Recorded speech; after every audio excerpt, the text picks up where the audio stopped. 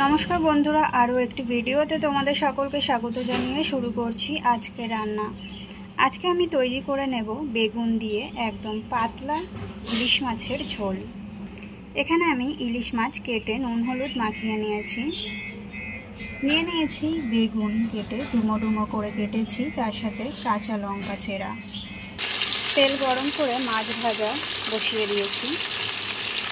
মাছগুলো আমি উল্টে দেব।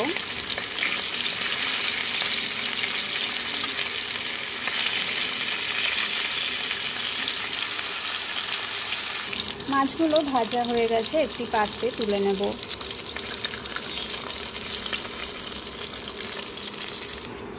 একই তেলে দিয়ে দিচ্ছি কালো জিরে আর কাঁচা লঙ্কা।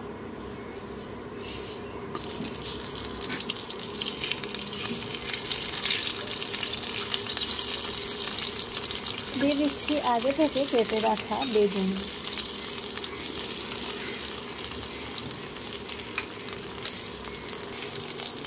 দিয়ে দিচ্ছি স্বাদ মতো নুন,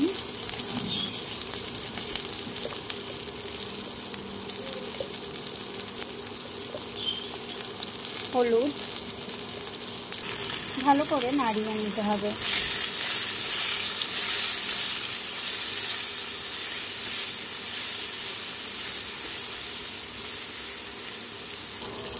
বেগুন ভাজা হয়ে গেছে, দিয়ে দেব পরিমাণ মতো জল।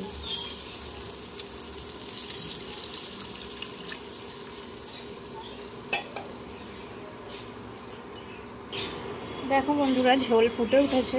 ভেজে রাখা মাছগুলো দিয়ে দেব।